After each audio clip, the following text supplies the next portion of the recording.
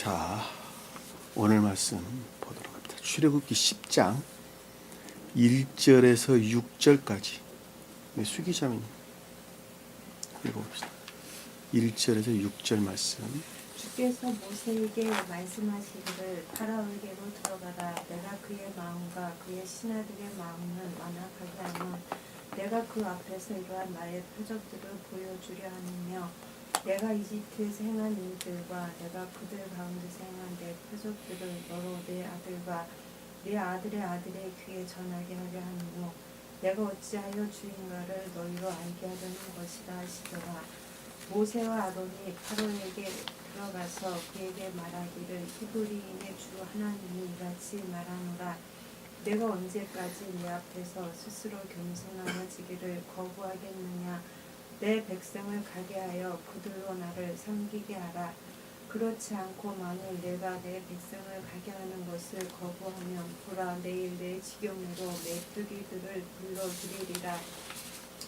그것들이 지면을 덮어서 사람이 땅을 볼 수 없을 것이며 모면하여 남은 찌꺼기 즉 우박에서 면하여 너희에게 남겨진 것을 그것들이 먹으리니 들에서 너희를 위하여 자라는 모든 나무를 먹을 것이라. 또 그것들은 내 집들과 내 모든 신하의 집들과 모든 이집트인의 집들을 채우리니 이는 내 조상과 내 조상의 조상도 이 땅 위에 있던 날부터 오늘에 이르기까지 보지 못하였던 것이라 하더라. 그리고 그 자신은 돌아서서 파라오에게서 나왔더라. 아멘. 자, 집중하셔서 한 사람이 중생을 하기 위해서는 제일 처음에 뭐가 있어야 되죠? 성언에 대한 믿음이 있어야 되겠죠. 자, 성언에 대한 믿음이 있어야 됩니다. 다시 말씀드리면 성경 말씀이 존재되신 분으로부터 또는 주님으로부터 말미암았다라고 하는 것을 시인하고 고백을 해야 되겠죠. 시인하고 고백을 해야 됩니다. 자, 여기서 믿는다고 하는 시인과 고백은 단순한 이해의 영역에서 믿는 것이 아니라 의지라는 영역 안에서 믿는 것을 일컫는 말씀의 뜻입니다.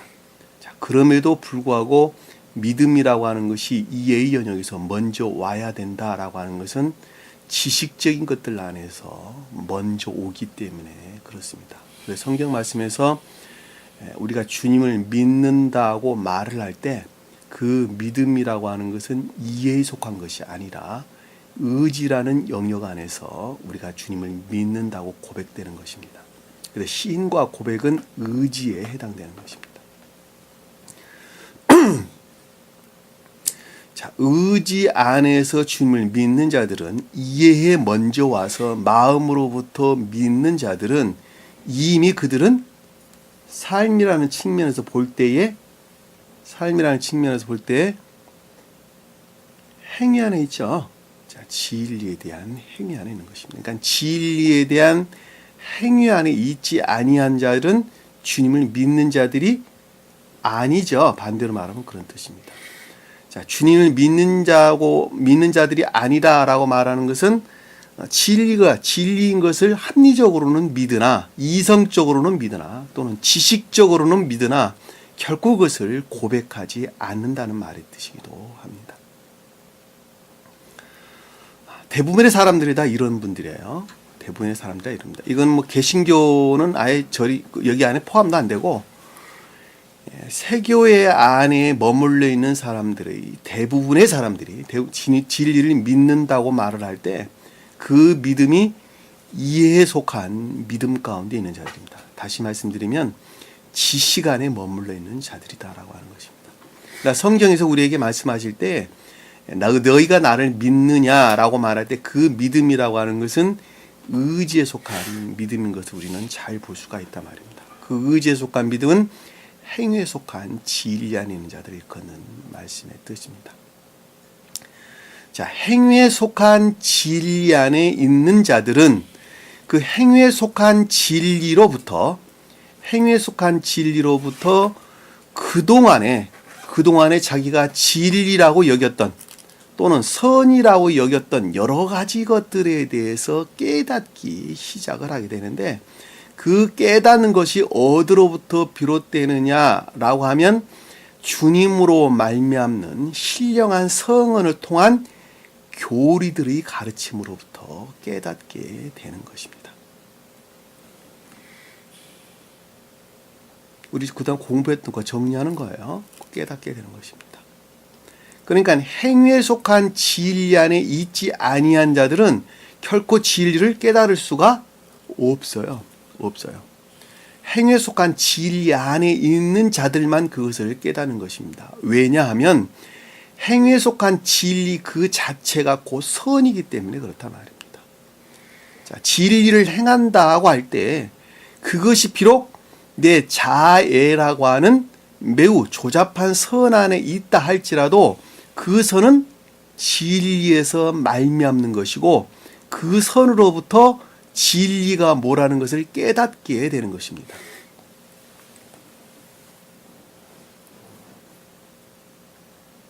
그러니까 행위 안에 있지 아니한다라고 한다면 진리를 알 수가 없어요. 그럼 그들이 안다고 하는 것은 뭐냐? 지식 안에 머물러 있는 것을 지식적으로 아는 것을 일컫는 말씀의 뜻입니다. 그러니까 성경에서 우리가 깨닫는다, 지각한다 라고 하는 것은 지식 안에 머물러 있는 것이 아니라 의지라는 영역 안에서 그것이 아니다 라고 하는 것을 깨닫는 거예요. 지각하는 것입니다. 그 지각한다, 깨닫는다 라는 말의 뜻은 다른 말로 설명을 드리면, 동물들이 그 본성으로부터 이건 내가 먹어도 된다, 먹어서는 안 된다 하는 것을 아는 것과 유사한 것입니다. 동물들은 가르쳐주지 않아도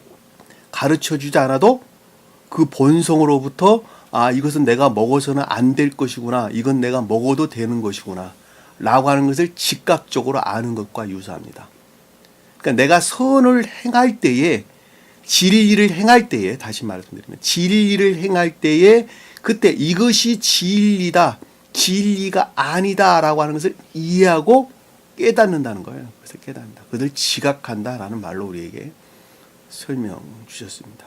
그래서 우리가 지금 출애굽기에서 전체적으로 큰 틀에서 볼 때에 주님께서 모세를 통해서 말하기를,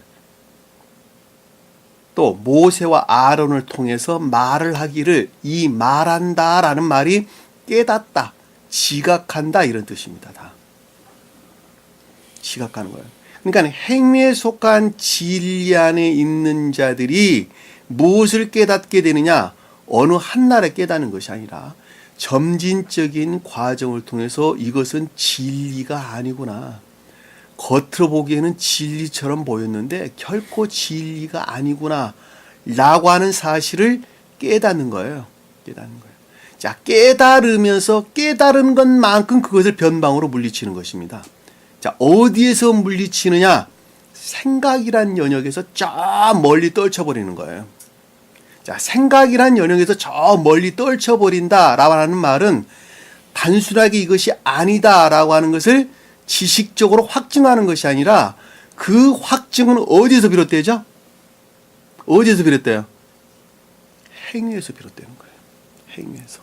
이것은 진리가 아니구나, 이것은 이화된 진리구나 라고 하는 것이 기억주의 지식에서 확증되는 것이 아니라 행위에서 확증되는 것이란 말입니다. 자, 하나를 깨달았으면은 행위 안에서 그것을 확증할 때, 다시 말씀드리면 아는 것을 행할 때에 이화된 진리였다는 것이 확증되는 거예요. 제 말 잘 들으셔야 돼요. 출애굽기 내용이에요. 지금 가르침들이에요. 그러니까 이것이 이화된 진리구나, 이화된 진리들에서 비롯된 추론들이구나, 그것들이 악들이구나, 악에서 비롯된 유해한 거짓들이구나 라고 하는 것들을 다 지식적으로 아는 것이 아니라 처음에 아는 것을 행하게 될 때 그것이 아닌 것으로 확증되는 거예요. 만약 행하지 아니한다 라고 한다면 단순하게 지식으로만 남게 됩니다. 지식으로만 남게 됩니다. 그러니까 여기서 지금 우리가 설명되고 있는 바로가 뜻하는 온갖 거짓들의 공격과 내습으로부터 고통 가운데 있는 이스라엘 백성들은 어떤 상태에 있느냐, 이것이 아니구나 라고 할 때 그것을 확증한 자들이에요. 확증한 자들. 삶으로부터 확증한 자들이란 말이에요. 쉽게 설명드리면. 그리고 하나가 확증될 때 그 다음 것들을 깨닫게 되고, 그리고 그것들을 삶으로부터 확증할 때 그 다음 것들을 깨닫게 되는 것입니다. 그리고 그것이 충분한 상태에 개혁될 때에, 그것이 개혁이란 말의 뜻이에요. 리포메이션 된다는 말이 그런 뜻이란 말이에요. 씨앗을 뿌리기에 좋은 상태로 바꾸는 거예요. 우리 마음 안에. 그 씨앗이라고 하는 것은 선을 우러르는 씨앗이에요. 그 선은 순수한 선이에요. 그 리포메이션 된다고, 개혁된다고 라고 하는 그 말의 뜻이 그 뜻이라는 거예요. 그러면은 그 개혁이라는 말은 아닌 것들을 아닌 것으로 확증하는 과정들이죠. 그렇죠? 자, 아닌 것이 아닌 것으로 확증한다는 말의 뜻은 아닌 것을 아닌 것으로 알고 변방으로 물리쳤다는 말이기도 하죠. 그렇죠? 그리고 그것들이 마지막 상태에 이르렀죠. 그렇죠? 우리가 지금 공부하고 있는 부분이 그 부분이에요. 마지막 상태에 이르렀을 때에는 아닌 것을 아닌 것으로 확증해서 이제는 온전히 진리들만 시인할 상태까지 이르는 것을 일컫는다라는 말씀의 뜻이란 말입니다. 자, 그때의 순수한 선들이 그때에 활착되기 시작하는 거예요. 그때에 활착되는 거예요. 그러면 그 전에 내가 행했던 것들은 다 무엇이냐? 그 전에 내가 행했던 것들은 다 무엇이냐? 내 자애라고 하는 본성 안에서 다 행한 것들이에요.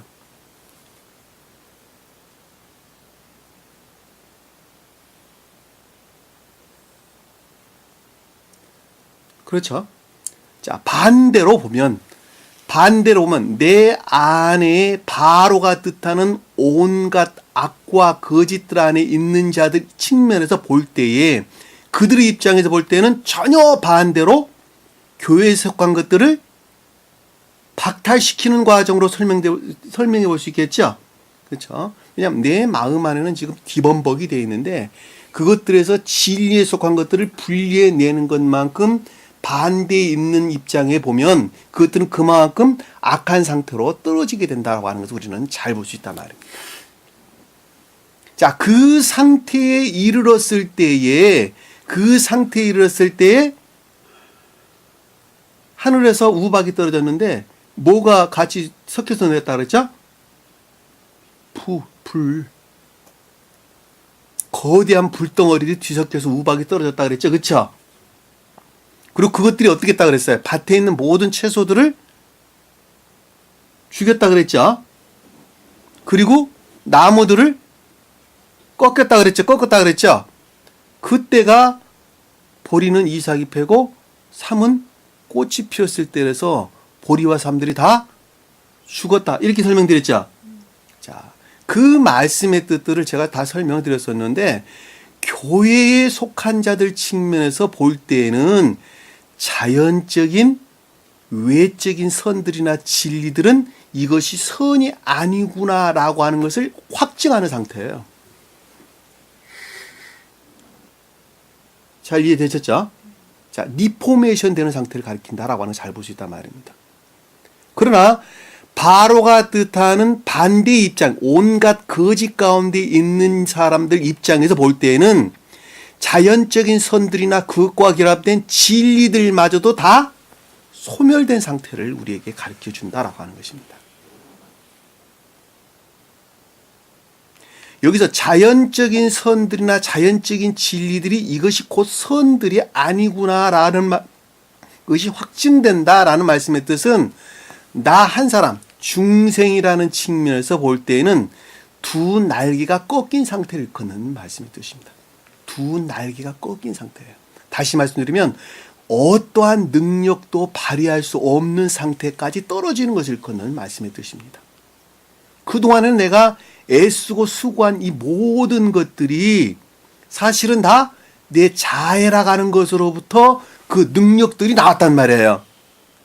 그런데 그것들이 더 이상 힘을 발휘할 수 없는 상태까지 나약하게 떨어지는 거예요. 그럴 때에 주님께서는 새로운 생명을 그 가운데 불어 넣어 주시게 되는데 그것이 활착된 선 그러는 것입니다. 성경에서는 3일째 되는 날, 3일째 되는 날, 셋째 날, 3이라는 숫자가 그것을 뜻하는 거예요.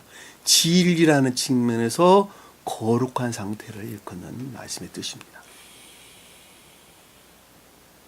창세기 우리가 1장에 보면 셋째 날이 뭐였었죠? 채소가 있었죠. 그렇죠? 씨 맺는 채소. 열매 맺는 채소가 나올 때가 3이라는 뜻이에요. 그 단어예요. 그 단어. 그리고 넷째 날에 뭐가 나왔어요? 넷째 날에 해, 달, 별. 해, 달, 별. 우리 마음 안에 주님으로 말미암는 선들이 활착되고 그것으로부터 진리들이 나왔죠. 그렇죠? 다른 진리를 뜻하고. 그리고 천계를 나는 지식들이 그때 나오는 거예요. 그때 나오는 거예요. 왜냐하면 진리를 아는 것은 선으로만 말미암기 때문에 그렇단 말이에요. 그래서 넷째 날에 해, 달, 별들을 만들었더라. 그 말씀의 뜻이에요. 그리고 그 선들이 순수한 선으로 성장하기 시작하면서 광야의 시험이라는 과정을 거치게 된다라고 하는 것을 우리는 명확하게 알 수 있단 말입니다. 한 사람이 중생이 가는 과정에 대해서 제가 여러분들에게 짤막하게 설명을 드렸는데 리포메이션이 된다고 하는 말이 무슨 뜻인가라는 것을 여러분들도 보다 더 깊은 뜻에서 이해했으면 좋겠다라고 하는 취지에서 말씀을 드렸습니다. 그리고 출애굽기 내용을 지금 우리가 어떻게 이해를 해야 하는가라고 하는 것을 여러분들이 좀 잘 알았으면 좋겠다는 것입니다. 자, 1절에 보니까 10장 1절에 보니까 주께서 모세에게 말씀하시기를 자, 앞에는 어떤 상태였죠, 지금? 어떤 상태였어요? 어떤 상태? 보리 이삭이 뵐 때였고, 그 다음에 3이 꽃을 피웠는데 그것들이 다 손상을 당했었죠. 그쵸? 그리고 그것들 안에서 뭐만 보존되어 있었어요? 밀과 호밀은 보존돼. 내적인 것들이 보존되어 있었다는 말씀의 뜻이고, 그리고 바로 입장에서 볼 때에는 구루터기 속한 것들이 보존된 상태예요. 구루터기에 속한 것들이 파괴되지 아니하고 보존된 상태예요. 남은 구루터기라고 여러분들이 이해하시면 됩니다. 자, 주께서 모세에게 말씀하시기를 자, 존재로부터 신령 율법을 통해서 지각하기를 존재로 말미암아 명령이라고 해도 아무 상관이 없습니다. 깨닫기를 파라오에게 들어가라. 여기서 지금 파라오는 어떤 상태죠? 자연적인 선마저도 다 자연적인 선들이나 진리마저 다 파괴된 상태죠. 그리고 구루터기들만 보존되어 있는 상태예요. 구루터기들만 보존되어 있는 상태. 그 가운데 현존한다. 임재한다. 이런 뜻입니다. 임재한다. 들어가라. 파라오에게 들어가라. 내가 그의 마음과 그의 신하들의 마음을 완악하게 함은 자, 전자의 상태에 이르게 된 것은 그렇죠? 자, 신령한 진리들로부터 그것을 깨닫게 되었는데 전자와 같은 제가 서두에 설명드렸던 여러 가지 과정들의 상태에 있게 된 것은 자, 일반적으로 그와 같이 결심하게 된 것은 뭐 이런 말로 이해해 볼 수 있겠죠. 여기서 자, 내가 그의 마음이라고 하는 것은 내적인 마음을 가리키죠. 그렇죠? 바로 같다는 내적인 마음. 그 신하의 마음이라는 것은 외적인 것들을 일컫는 말씀의 뜻이죠. 외적인 마음. 완악하게 했다는 것은 지금과 같은 상태까지 이르게 된 것은 이 뜻이에요. 이르게 되게 한 것은 결심하게 된 것은 이 완악하다는 카보드. 풍부하다. 다량. 다수 이런 뜻입니다. 함은 내가 그의 앞에서 이러한 나의 표적을 보여주려 합니다. 자, 표적을 보여준다라는 말씀의 뜻은 천계적인 증표들을 드러내게 하기 위함이라는 것이죠. 그렇죠. 자, 천계적인 증표들을 간직하게 하려 합니다. 여기서 보여준다는 시트, 두다, 놓다 이런 뜻입니다. 간직한다는 의미의 두다, 놓다 이런 뜻이에요. 그러니까 천계적인 증표들을 간직하게 하려 한다고 하는 것인데 그 천계적인 증표가 무엇인고 하면 교회에 속한 진리 안에 있는 자들은 아닌 교회에 속한 진리들을 괴롭혀대고 공격해야 되는 거짓들을 어떻게 해서 박탈시키는가라고 하는 것을 보여주기 위함이고, 또 하나 반대로는 바로가 뜻하는 온갖 악과 거짓 가운데 있는 자들은 어떻게 해서 천계에 속한 것들을 박탈시키는 것인가라고 하는 것을 드러내 보여주기 위함이라는 것이에요. 그것들을 앞으로 나타내 보여주기 위해서 이와 같은 일들을 행했다라고 하는 것입니다. 이해되셨어요? 지금은 여러분들이 이 말들을 잘 이해하지 못한다 할지라도 앞으로 중생의 상태에 이르게 되면 제가 서두에 여러분들에게 설명했던 내용들이 무엇을 뜻하는가라고 하는 것을 밝히 알게 하기 위함으로 이것을 행했다는 거예요. 이해되셨죠? 반대로 온갖 거짓 가운데 있는 자들은 반대에 속한 것들이 어떻게, 천계에 속한 것들이 어떠한 과정을 통해서 박탈되고 그들은 지옥으로 떨어지는 것인가 라고 하는 것을 간직하기 위해서, 두기 위해서, 그들 마음 안에 두기 위해서, 알게 하기 위해서, 깨닫게 하기 위해서 그렇게 행했다 이 뜻입니다. 2절에 보니까 내가 이집트에서 행한 일들과 그들 가운데서 행한 내 표적들, 앞의 내용들이죠. 그렇죠? 앞의 내용들을 어떻게 너희 내 아들과 내 아들의 아들의 귀에 전하게 하려. 그 내용이 여기 나오네요. 그렇죠? 여기서 아들과 아들이라고 하는 것은 진리 안에 있는 자들이죠. 그렇죠? 그리고 아들과 내 아들이라는 것은 교회에 속한 진리들이나 선 안에 있는 자들에게. 왜냐하면 아들은 진리를 뜻하고 그 아들이 또 하나의 아들을 낳았다라는 것은 선에 속한 진리 안에 있다는 말의 뜻이고 곧 선 안에 있다는 말의 뜻입니다. 이해되셨죠? 무슨 말씀인지? 내가 자식을 낳았다. 자식을 낳은 자들은 진리를 가리키는데 그 진리 안에 있는 자는 이미 선 안에 있는 자들이에요. 왜냐하면 선은 진리와 결합되어 있지 아니하고서는 곧 살아있는 것이 아니기 때문에 그러는 거예요. 내가 자식을 낳았는데 그 자식이 죽어있어요? 살아있어요? 살아있다니까. 살아있다는 말은 곧 선 안에 있다는 말이에요. 왜? 선 안에 있지 아니하고서는 살아있는 자가 아니기 때문에 그렇다는 거예요. 그러니까 진리 안에 있다라는 말의 뜻은 이미 그 안에 선이 담겨져 있는 말이에요. 이미 선이 담겨져 있는 말의 뜻이에요. 선이 내포되어 있는 말이, 내포되어 있지 아니하면 아들이 아니에요. 그러니까 진리가 아니에요. 그거는 이미 선이 간직되어 있는 상태를 일컫는 말씀의 뜻입니다. 그러니까 내 아들과 내 아들의 아들이라는 것은 진리와 선 안에 있는 자들을 일컫는다라고 하는 것을 우리가 잘 볼 수가 있단 말입니다. 귀에 전하게 하려 합니다 하는 것은, 전한다는 것은 샤파르, 세다, 자세히 말하다 이런 뜻인데 상태에 관한 내용입니다. 상태에 관한. 다시 말씀드리면 그와 같은 상태에 대해서 지각하게 하려 함이라 이 뜻입니다. 지각하게. 귀라는 말은 무슨 뜻이에요? 귀. 성경 말씀에 보편적으로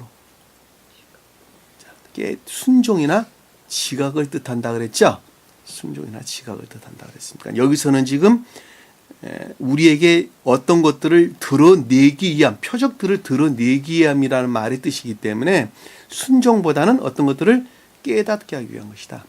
지각하기 위한 것이다 라는 것을 우리가 잘 볼 수 있단 말이에요. 그러니까 우리와 같은 사람들에게 어떠한 과정을 통해서 상호간에 박탈의 과정을 겪느냐라고 하는 것을 지각하게 하려 함이라는 것입니다.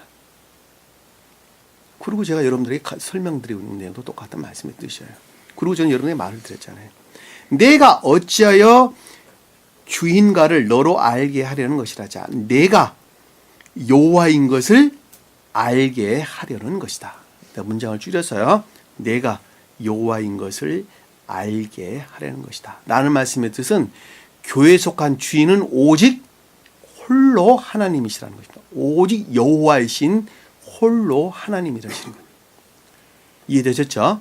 오직 교회의 주인은 유일하신 주님 홀로 그분이시라는 거예요. 홀로 하나님이시라는 거예요. 그것을 알고 깨닫게 된다고 하는 것입니다. 지금 여러분들이 그러고 계시죠?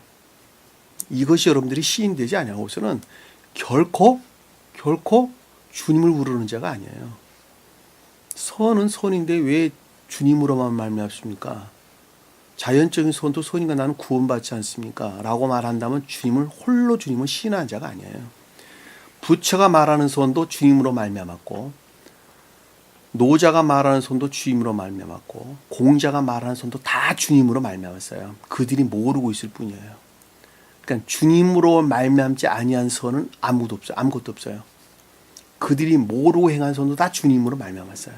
그러니까 교회라고 하는 것은 오직 주님으로만 말미암아 교회고, 홀로 주님으로 말미암아 하나님이세요.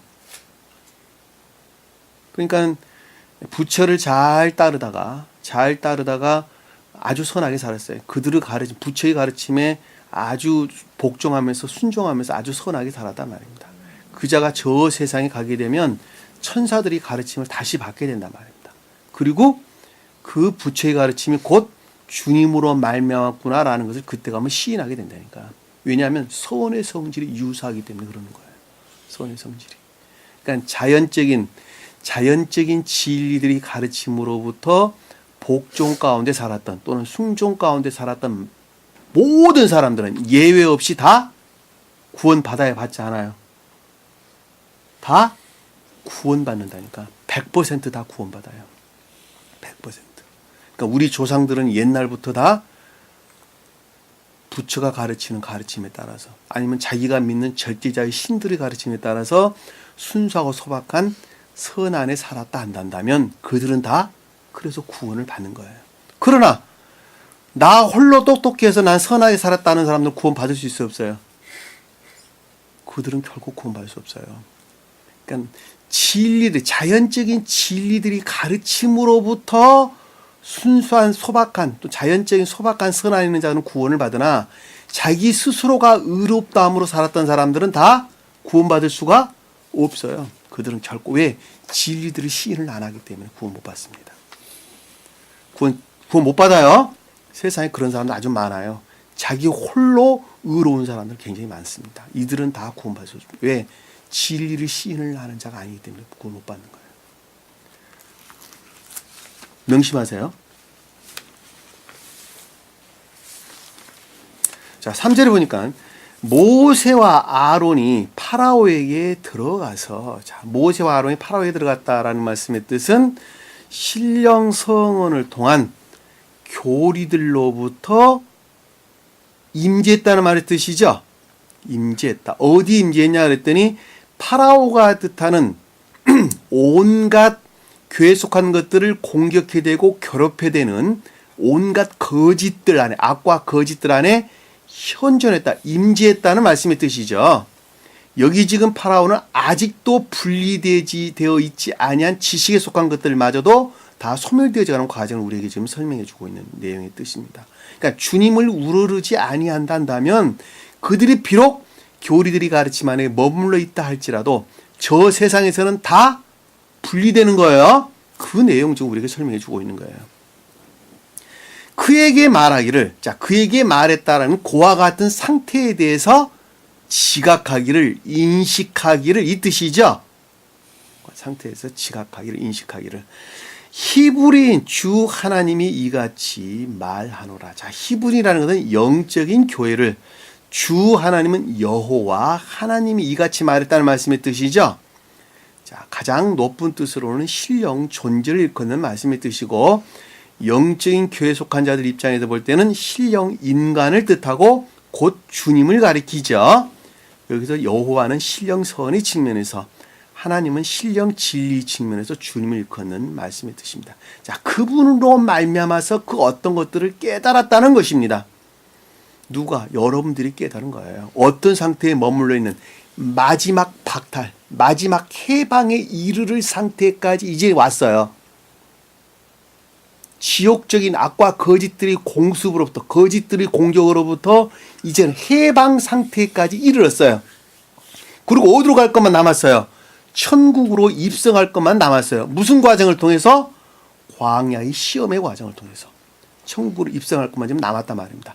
그러기 이전에 아닌 것들이 다 박탈되지 아니하고서는 결코 그 다음 것들 안에 진행될 수 있어요, 없어요? 없다니까. 없는 거예요. 여기 지금 그 내용인 거예요. 내가 언제까지 내 앞에서 겸손해지기를 거부하겠느냐? 왜 전혀 진리에 복종하지 아니하느냐, 이 뜻이죠. 왜 진리에 복종하지 않느냐? 이 겸손이라는 것은 괴롭히다, 학대다, 이런 뜻입니다. 내가 내 얼굴에, 파님이라는 단어는 얼굴이라는 단어예요.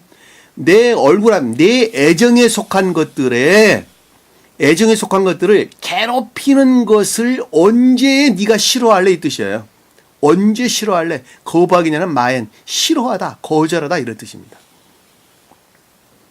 바로 너가 언제 교회에 속한 진리들을 공격하게 되고 괴롭히게 되는 것을 이제는 이것이 싫구나라고 더 이상 안 할래, 이 뜻이에요.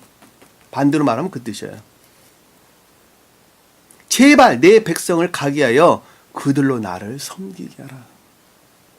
교회에 속한 진리들을 이제는 이제 분리시켜라는 거예요. 분리시켜서 섬긴다는 말은 삶에 속한 예배를 뜻한다 그랬죠.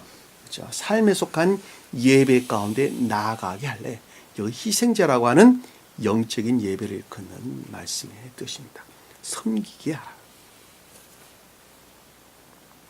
만약에 그렇지 않고 만일 내가 내 백성을 가게 하는 것을 거부하면 계속적으로 공격해 되고 괴롭힌다 한다면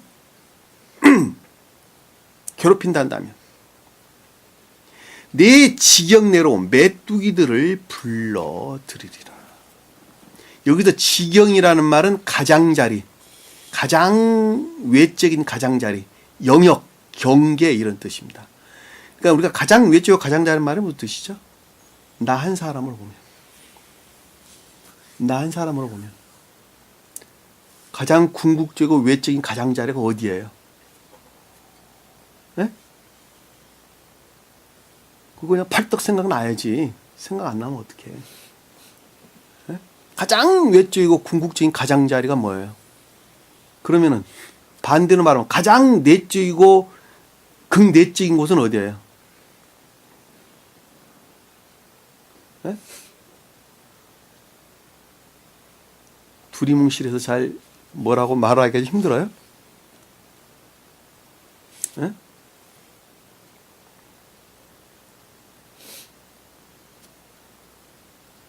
그러니까 공부를 할 때 두리뭉실하게 이해를 할 수밖에 없단 말입니다. 자, 우리 겉사람이 있죠. 성경에서 겉사람을 교회 그럽니다. 여러분 잘 기억하셔야 돼요. 겉사람을 가리켜서 교회 그러는 거예요. 교회. 그러니까 교회라고 말하면 다 겉사람을 일컫는 말씀이 되셔요. 천계 그러면 어디를 가리키는 거예요? 자, 속사람을 가리켜서 천계 그럽니다. 사람은 겉사람으로 태어나요? 속사람으로 태어나요? 겉사람으로 태어나요. 자, 겉사람으로. 속사람은 있어요, 없어요? 없어요. 네, 속사람은 주님으로 말미암아 만들어지기 때문에 그러는 거예요. 우리는 겉사람 안에서 태어나는 거예요. 자, 겉사람 안에서 태어난 사람들은 어디 의존해 살아간다 그랬어요? 기억지의 지식들에 의존해서 살아가죠. 그것을 무엇을 확정해 볼 수 있어요? 기억지 지식으로부터 터득된 것, 기억지 지식으로부터 터득된 것들로부터 나 자신을 우러러면서 살아간단 말이에요. 그게 정상적인 사람들이에요. 그것이 우리가 그렇다는 것을 확증해 볼 수 있는 것은 어린아이들은 그럴 수 있어요, 없어요? 터득된 지식이 없어요. 또 지적 장애인들은 그럴 수 있어요, 없어요? 그들도 없어요. 터득된 지식들이 없으니까 본성 안에서 살아가는 거예요. 본성 안에서. 그러니까 지적 장애인들은 구원받을 확률이 100%예요, 100%. 왜? 그 본성으로 살아가기 때문에 악 가운데 물들어 있지 않단 말입니다. 그러니까 유전악으로 우리가 정죄받을 수 있어요, 없어요? 없어요. 유전악 가운데 태어났다 하더라도 그것이 악들을 삶으로부터 못 드러내죠, 그렇죠? 그 본성 안에서 살아간다. 그러니까 우리가 지적 장애인들은 다 어린아이와 같아서 다 구원을 받는다 말입니다. 그런데 겉사람의 기억지에 속한 것들은 다 오관에 의해서 터득되는 것들이죠.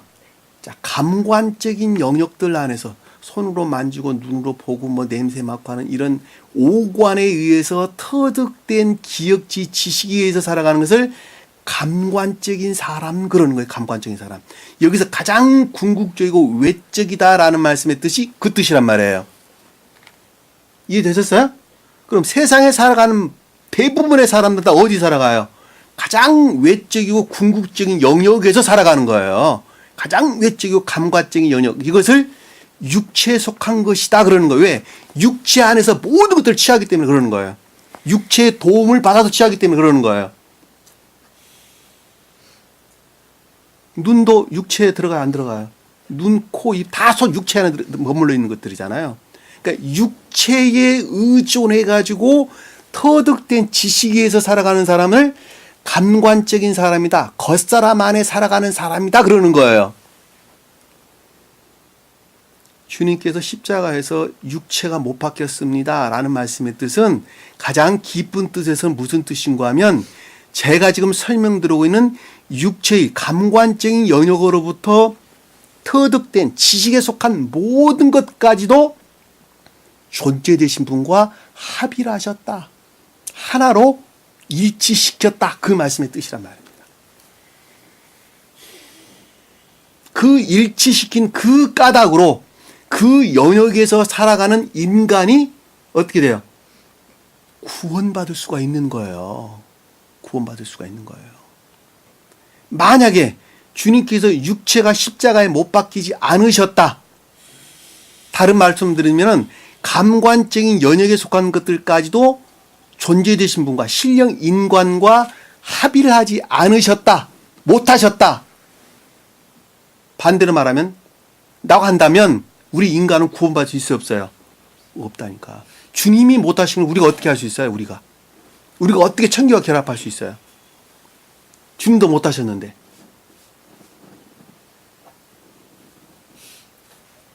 이 출애굽기 내용이 그 내용이에요. 출애굽기 내용이.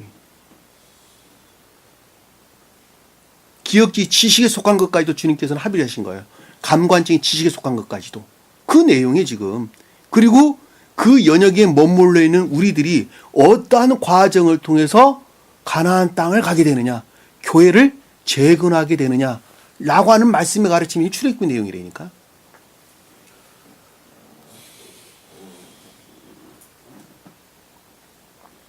속사람은 진리에서 비롯된 새로운 사람, 새로운 마음을 속사람 그러는 거예요. 그것을 내적인 사람 그러는 거예요. 극내적인 것이다 라고 하는 것은 순진무구한 것들이 자리 잡고 있는 핵과 같은 것. 여러분들이 이해력이 와닿도록 설명한다면 핵과 같은 거예요. 핵심, 핵과 같은 거예요. 주님 자신을 가리킨다 말입니다. 겉사람은 의지와 이해가 있죠. 그렇죠? 자, 의지 영역 안에서 새로운 마음이 형성된 사람을 천적인 사람, 이해라고 하는 영역 안에서 새로운 마음이 형성되는 사람을 누구요? 영적인 사람 그러는 거예요.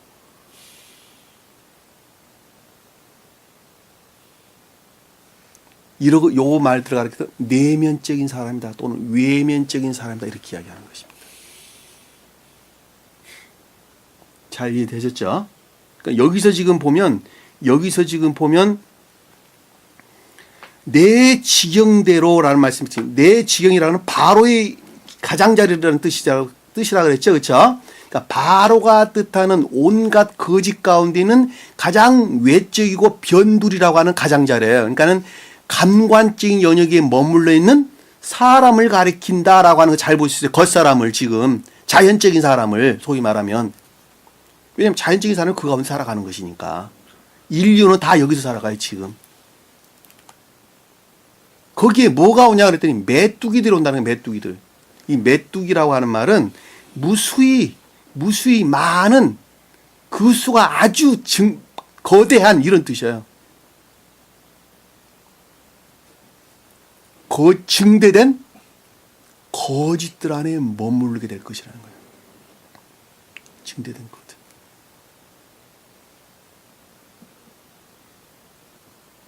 놀랍죠?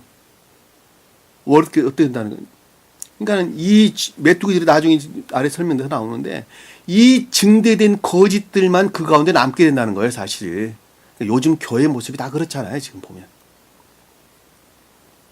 여기서 지금 바로의 경계, 가장자리에 살아가고 있고, 그리고 그들 가운데 증대된 거짓, 팽창된 거짓들 외에는 아무것도 없어요. 지금. 여기 메뚜기가 무수히 많은 아주 거짓들을 뜻한다고 하는 것을 성경을 통해서 몇 가지 찾아보도록 하겠습니다. 신명기 28장 한번 볼게요. 신명기 28장 38절.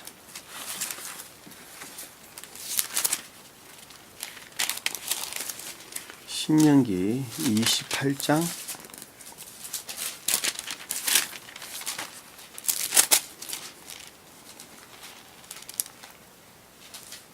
38절. 이명재님 한번 읽어볼까요? 내가 밭으로 많은 씨앗을 가지고 나갈지라도 적게 거두니 이는 메뚜기가 그것을 먹을 것이기 때문이다. 자, 그쵸? 여기 보면 그렇게 만들었죠. 그러니까 그 이유가 뭐냐 그랬더니 36절 한번 읽어보실래요? 주께서는 너와 너를 다스리도록 내가 세울 왕을 너와 내 조상들이 알지 못했던 민족에로 끌어가시리니 내가 거기서 나무와 돌로 만든 다른 신들. 자, 여기 보면 나오죠. 나무와 돌로 만든 다른 신을 섬기기 때문에 그렇다는 것이죠. 우상 숭배적인 악과 거짓들을 뜻하는 것이죠. 이 나무는 악을 가리키고 돌은 거짓을 뜻하죠. 반대 뜻으로 보니까. 그리고 너는 주께서 너를 끌고 가실 곳의 모든 민족 가운데서 놀람과 속담과 웃음거리가 될 것이라. 그리고 내가 밭으로 많은 씨앗을 가지고 나갈지라도 적게 거두는, 이 씨앗이라는 것은 믿음을 뜻하는 거예요. 네가 교회에 속한 믿음 가운데 있다 할지라도 결코 열매를 거둘 수가 없다는 거예요. 그 이유가 뭐냐 그랬더니 메뚜기들이 그걸 다 먹기 때문에 그렇다는 겁니다. 거짓들 안에 있기 때문에 그렇다는 거 아니겠습니까? 지금 보면. 시편서 한번 볼게요. 시편서 78장 46절.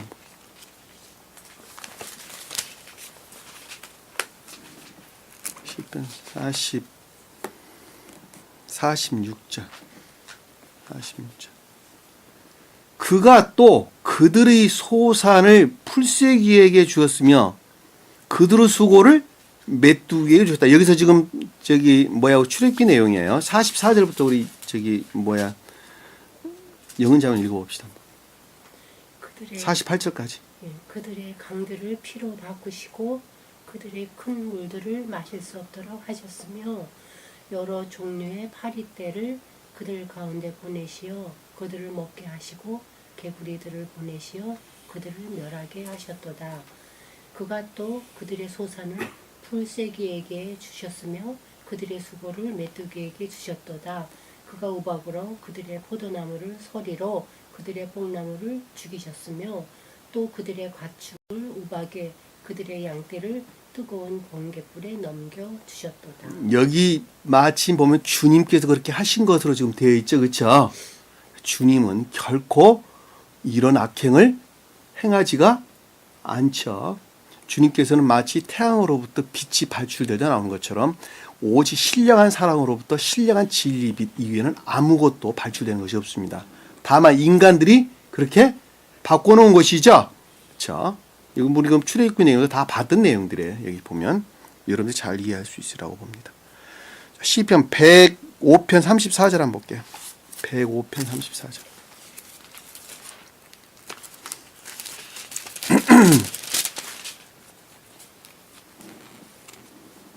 33절, 32절부터 한번 읽어볼까요? 우리 이명재님 읽어봅시다. 주께서 35절까지. 주께서 그들에게 비대신 우박을 내리셨으며 그들의 토지에는 화영을 내리쳤도다. 주께서 그들의 포도나무와 무화과 나무도 치셨으며 그들 지경이 나무들을 꺾으셨도다. 그가 말씀하시되 메뚜기와 풀새가 무수히 나와서 그들의 땅에서 나는 모든 채소들을 먹었으며 그들이 토양에서 나는 열매를 먹어 치웠도다. 이 말 여러분들 금방 이해가 되죠?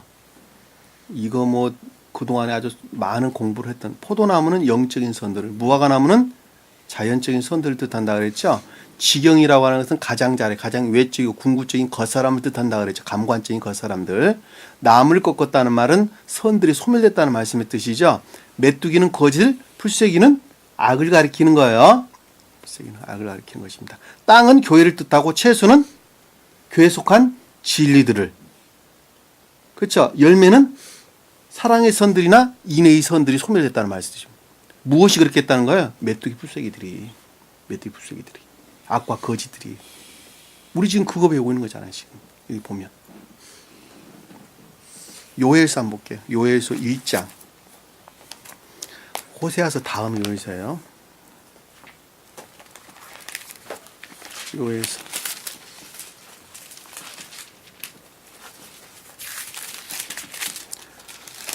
요엘서 1장 4절에서 7절 한번 볼게요. 4절에서 7절.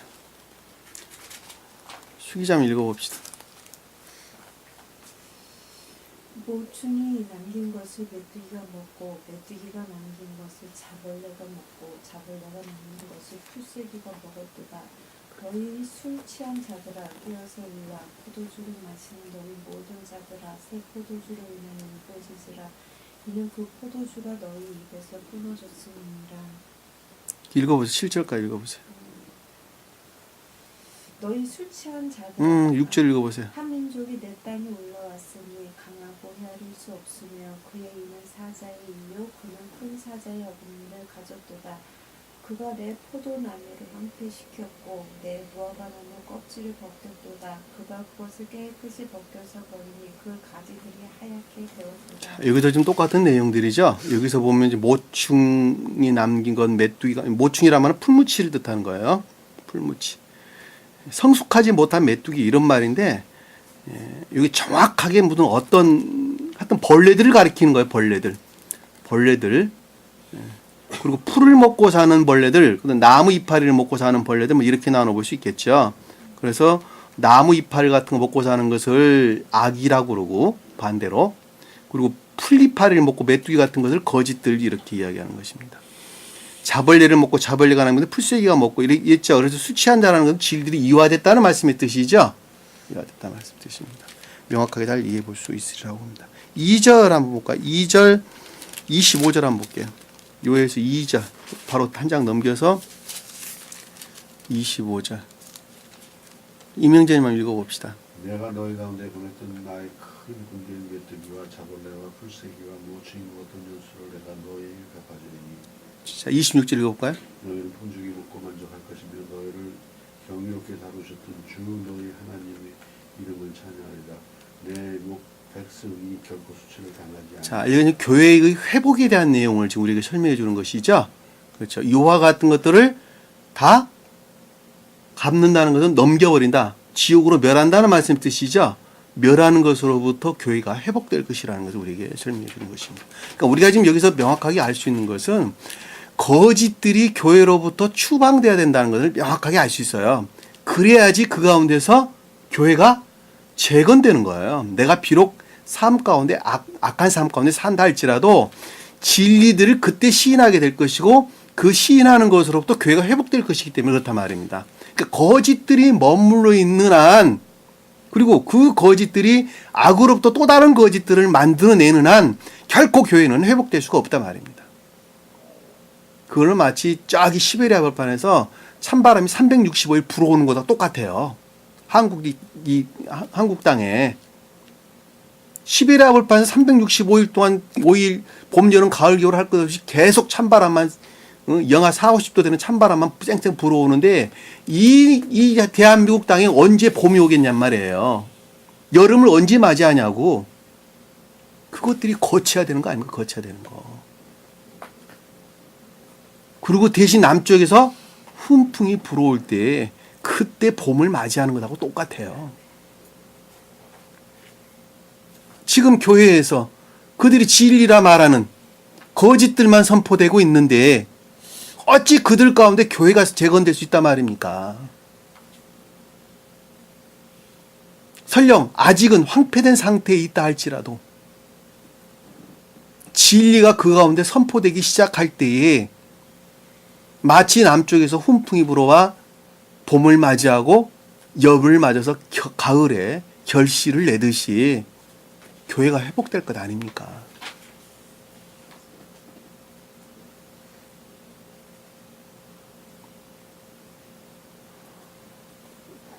계시록서 여러분들이 찾아보세요. 계시록서도 있는데 계시록서 9장 3절 말씀, 이건 여러분들이 찾아보세요. 똑같은 내용의 말씀들이 거기에 똑같이 기록되어 있습니다. 계시록서 9장 7절에서 11절 한번 볼까요? 계시록서 한번 봅시다.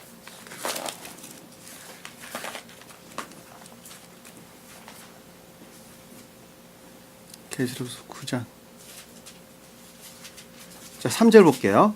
계시록서 9장 3절. 또 연기에서 메뚜기들이 땅 위에 나왔는데 땅의 전갈들이 지닌 권세와 같은 권세를 받았더라. 이 전갈이 뭐예요?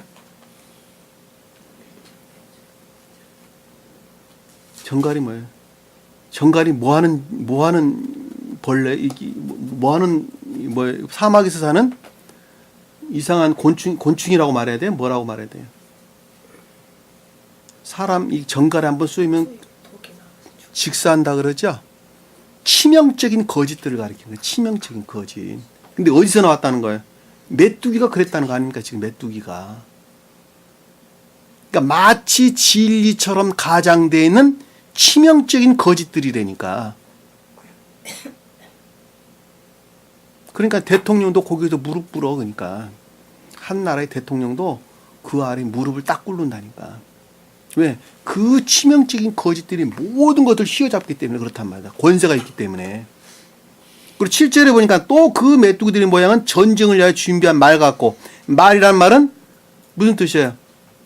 그것이 곧 진리를 아는 총명 같았다는 것이죠. 거짓임에도 불구하고 주님으로 말미암은 총명 같았다는 거 아닙니까? 지금 이게 총명스러운 거였다는 거 아닙니까? 지금 여러분 기독교 방송 한번 들어보세요.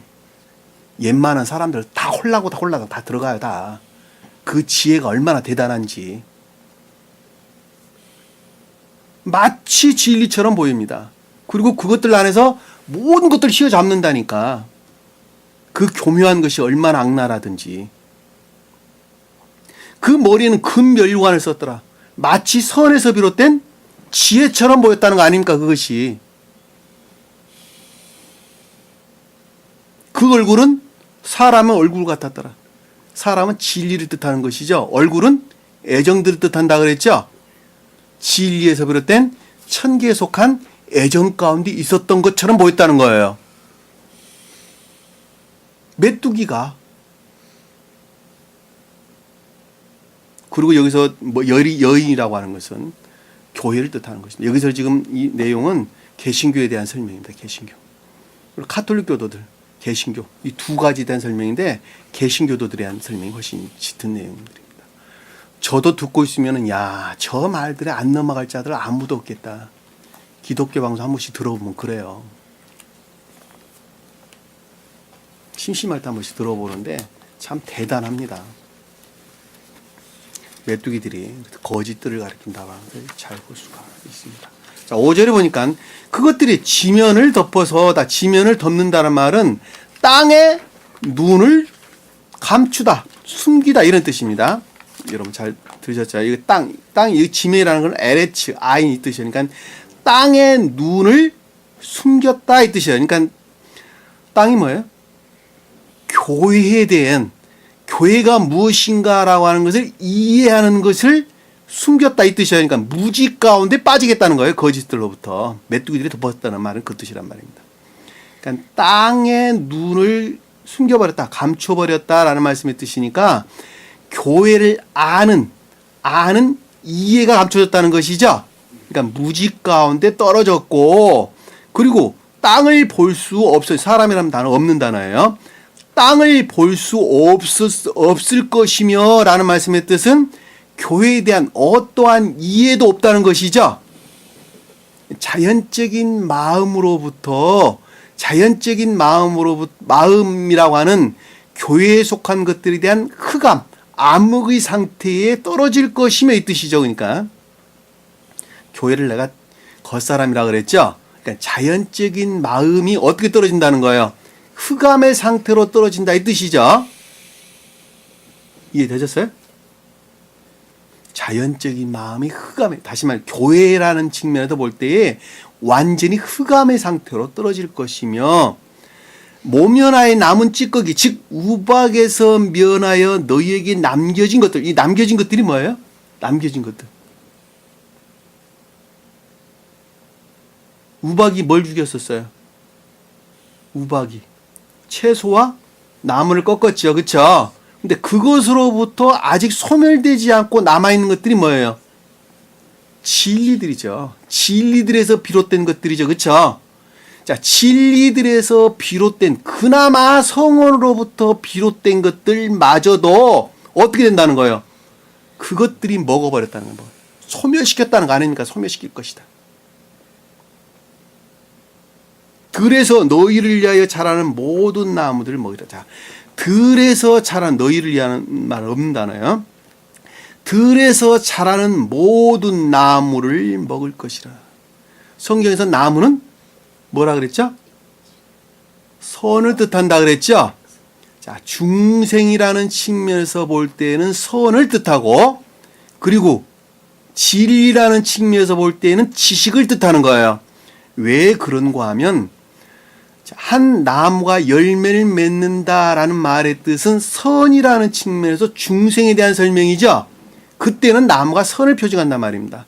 그러나 이것이 나무가 정원을 이루고 울창한 숲을 이룬다라고 말할 때 그거는 지혜나 총명을 뜻하죠. 그러하기 때문에 여기서 나무는 지식을 뜻한다라는 것을 잘 볼 수 있어요. 그러니까 여기서 지금 궁극적인 지식들마저도 다 어떻게 된다는 거예요? 소멸될 것이다. 소멸될 것이다. 이 뜻이란 말입니다. 성경 여러분 말씀 잘 이해하셔야 돼요. 나무는 항상 두 가지 측면에서 설명된다. 하나는 선, 또 하나는 지식의 측면에서 설명된다는 것입니다. 그러니까 중생이라는 측면에서 설명될 때는 선을 뜻하고, 그리고 지혜나 총명이라는 측면에서 설명될 때는 지식을, 가장 궁극적이고 외적인 지식들을 뜻한다라는 것도 잘 볼 수 있단 말입니다. 이거 참 비참한 상태에 떨어지는 것이죠. 그러도 사람들은 그것이 곧 교회라고 그런 그 가운데서 평생을 바치는 사람들 아주 많습니다. 6절 보니까 또 그것들은 내 집과 내 모든 신하의 집들과 모든 이집트의 집들을 채우리니. 내 집은 누구예요? 바로 집이죠. 바로 집. 자, 일반적인 기억지 또는 내면적인 기억지죠. 그렇죠? 바로는 바로 신하가 나왔으니까 바로는 내면적인 기억지. 내면적인 마음이죠. 소위 집이라고 하는 마음. 기억지의 내면적인 마음. 그리고 신하는 거기에 수정되는 외면적인 마음이죠. 그렇죠? 외면적인 마음. 그리고 이집트의 집들은 뭐예요? 이집트는 자연적인 마음. 일반적으로나 개별적으로나 자연적인 모든 마음이죠. 그렇죠? 왜냐하면 이집트의 왕이 지금 바로고 그 가운데 수종되는 것들이 신하들이기 때문에 이집트는 겉사람, 그 자연적인 우리 마음을 가리키는 거예요. 우리 마음이 일반적으로나 개별적으로나 또는 전체적으로나 부분적으로나 할 것 없이 다 거짓들이 대신 차지한다는 거예요. 왜냐하면 나무들마저도 다 먹어치우기 때문에, 지식들, 아는 지식들마저도 다 먹어치우기 때문에 그 상태로 떨어질 수밖에 없죠. 없습니다. 그래서 해가 어두워지고 달이 빛을 내지 아니하고 하늘에서 별들이 떨어졌다. 그 말씀의 뜻이에요. 똑같은 말씀의 뜻이에요. 선들이 소멸되고 진리들도 소멸되고, 그리고 아는 지식들마저도 다 소멸되는데, 그것이 어느 때에 그렇게 된다 그랬어요? 주님께서 마태복음에 보면 24장에 보면 교회 종말 때, 교회 종말 때. 오늘 우리가 묵도했던 말씀도 그 내용 아닙니까? 교회 종말이 이르렀을 때. 계시록서에도 등장하죠? 해 3분의 1, 달 3분의 1, 별 3분의 1이 떨어졌더라. 3분의 1이라는 것은 셋 중에 하나가 떨어졌다는 말이 아니라 목적, 원인, 결과라는 측면에서 모든 것들이 그렇게 됐다는 말씀이 뜻이에요. 잘 이해하세요. 셋이라는 것은 목적, 원인, 결과를 가리키는 것입니다. 그러니까 의지라는 영역 안에서, 이해라는 영역 안에서, 삶이라는 영역 안에서 모든 것들이 다 소멸됐다. 아는 지식들만 해도 다 소멸됐다. 그 뜻이란 말입니다. 그때가 교회 종말 때예요. 교회 종말 때. 이사야서에, 요엘서, 계시록서에 등장하는 여러 가지 내용들이 다 그런 내용들입니다. 지금 상황이 그런 상태에 머물러 있는 것을 우리는 잘 볼 수가 있단 말입니다. 이는 내 조상과 내 조상의 조상도 이 땅 위에 있었던 날로부터 오늘까지, 오늘에 이르기까지 보지 못하였다는 것이다. 라는 것은 고대로부터 그와 같은 상황은 아직까지 한 번도 없었다는 것이죠. 이 조상이라는 것은 아버지 때를 가리키는 말이 아니라 아버지 때에 존재했던 교회들을 일컫는 말씀의 뜻이에요. 이 조상이라는 말은 아버지를 가리키는 거예요. 아버지와 아버지 때로부터 아직까지 오늘날이니까 영원히 이르기까지 보지 못했던 것이다 라는 것은 그와 같은 상태가 결코 있어 본 적이 없었다는 것이죠. 있어 본 적이 없었다. 그러니까 주님께서 우리에게 요한계시록 우리에게 주신 거 아닙니까? 그리고 그 자신은 돌아서서 파라오에게서 나왔더라. 여기는 분리를 뜻하는 거예요. 분리. 왜냐하면 돌아왔다는 것은 돌이키다, 방향을 바꿨다. 모세와 아론이 파라오와 함께 있는 것으로부터 방향을 바꿨다. 이 파라오에게는, 그러니까 파라오와 함께 이 뜻이에요. 파라오와 함께해서 나왔다 이 뜻인데 여기서 돌아서서 나왔다 이렇게 이야기했어요. 그렇죠? 그러니까 함께 있는 상태로부터 돌아서 나와서 진행했다 이 뜻입니다. 그러니까 교회에 속한 자들 입장에서 보면은 전자의 상태로부터 해방되어져 이제 방향을 바꿨다는 말씀의 뜻이고, 그리고 바로의 입장에서 볼 때에는 분별력이 완전히 박탈 상태에 이르렀다는 말씀의 뜻이죠. 그래 안 그래요? 이해되세요? 임영재님 이해되시죠? 머릿속에 그리시면 돼요. 머릿속에 그리시면 돼요.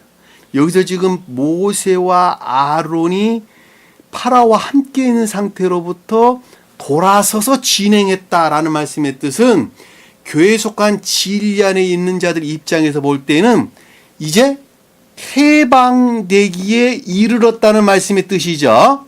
그리고 반대로 여기서 지금 바로 입장에서 볼 때에는 완전히 분별력을 상실한 상태, 박탈된 상태에 이르는 것을 일컫는 말씀. 왜? 무지 가운데 떨어지기 때문에. 그리고 이제 메뚜기들이 와서 다 먹어치우는 과정이 설명돼서 나온단 말입니다. 실제적으로 일어나는 내용이. 이게 그러니까 영적으로 보면 이것은 추상적인 것이 아니라 아주 실제적으로 일어나는 것들이에요. 실제적으로 일어나. 저는 이거 경험을 통해서 아주 잘 알고 있습니다. 여러 가지 경험을 통해서 여러분들이 한 가지 명심해야 될 것은 기억지 지식에 속한 것들은 모두가 다 소멸된다는 거예요. 언제 소멸된다는 거예요? 저 세상에 가게 되면 우리가 나이가 먹어서 기억지 지식에 속한 것들이 소멸되지 않은 과정을 치매에 걸렸다 그러는 거 아닙니까? 지금 세상 사람들은. 그래서 제가 여러분들에게 요 전주에 설명을 드렸죠. 나이가 들어서 노인이 돼가면 치매라고 하는 질병, 세상 사람들이 말하는 질병을 앓는 것은 지극히 당연한 것이고 질서에 일치한 것이다. 제가 설명드리잖아요. 여러분들이 설령 이 세상 가운데서 아주 초롱초롱한 총명한 상태에서 저 세상에 간다 할지라도 기억지 지식에 속한 것들은 다 소멸된단 말입니다. 그 내용이 지금 여기 설명되는 거예요. 뭐만 보존되는 거예요? 뭐만? 밀과 호밀에 관계된 기억지 지식들만 보존된다니까 나머지는 다 소멸되는 거예요. 다시 말씀드리면 내적인 선들과 내가 생명이라고 여기는 선들과 결합된 기억지 지식에 속한 것들만 보존되고 나머지 것들은 다 소멸된단 말입니다. 다 소멸되는 거예요. 그리고 바보 천치가 되는 거예요. 저 세상에 가면. 바보 천치가. 아유 나는 주님 믿습니다라고 하는 그 믿음이 얼마나 허망한 것인가 하는 것을 우리가 잘 보시다 말입니다. 왜냐하면 저 세상은 선으로부터 중생에 이르기 때문에 그렇단 말입니다. 그러니까 저 세상에서 우리가 계도에 일치한다라는 말의 뜻은 다 선에 일치하는 것을 일컫는 말씀의 뜻이에요. 선이 조잡하다는 자연적인 천계, 선이 좀 순수하다 그런 건 영적인 천계, 순진무구하다는 천적인 천계에 있단 말입니다. 거기에 해당하는 지혜와 총명을 지식들 그러는 거예요. 잘 아셨죠? 오늘 주신 말씀 마음속에 깊이 각인하시고 내가 정말로 지식 가운데 머물러 있는지 안가 아니면은 지식에 속한 것들을 나를 우러르는 주님을 우러를 목적 안에서 살려고 애쓰는지 안가 하는 것을 다시 한번 깊게 깨닫는 저와 여러분 되기를 간절히 축원합니다. 자, 기도하겠습니다. 사랑의 주님, 오늘도 주님께서 저에게 귀한 말씀 주신 것 감사드립니다. 저희는 늘 게을러서 말씀에 순종하기를 늘 행하기를 두려워합니다. 그러나 주님께서는 저에게 말씀하십니다. 순종하지 아니하고서는 결코 주님 나라가 회복될 수 없다고 말씀하십니다. 이제는 주님 말씀을 생각 속에 담지 아니하도록 도와주시고 그 생각 속에 담았던 것들을 마음만으로 끄집어내려서 궁극적으로 우리가 능력 안에서 행하는 저희 모습이 될 수 있도록 늘 동행하시고 인도해 주옵소서. 남은 시간도 주께서 함께 열심히 싸우며 예수님 이름으로 기도드립니다. 아멘. 주기도문 합니다. 하늘에 계신 우리 아버지, 이름을 거룩히 여김을 받으시오며 나라의 마옵시며 뜻이 하늘에서 인 것 같이 땅에서도 이루어지리라. 오늘날 우리에게 일용할 양식을 주옵시고 우리가 우리에게 죄진 자를 사해 준 것 같이 우리 죄를 사하여 주옵시고 우리를 시험에 들게 하지 마옵시며 다만 악에서 구하옵소서. 나라와 권세와 영광이 아버지께 영원히 싸움나이다. 아멘.